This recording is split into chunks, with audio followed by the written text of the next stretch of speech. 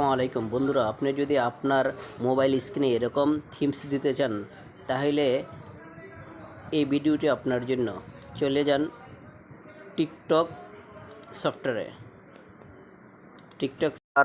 টিকটকে যাওয়ার পরে সার্চ বারে লিখবেন ওয়ালপেপার।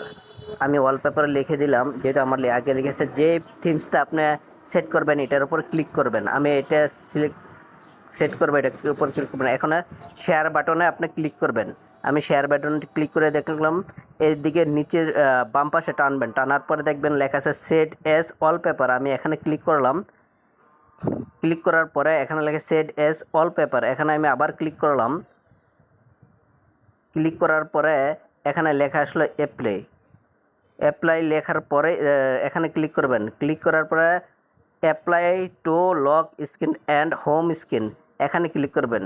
ক্লিক করার পরে দেখবেন আপনারটা ওয়ালপেপার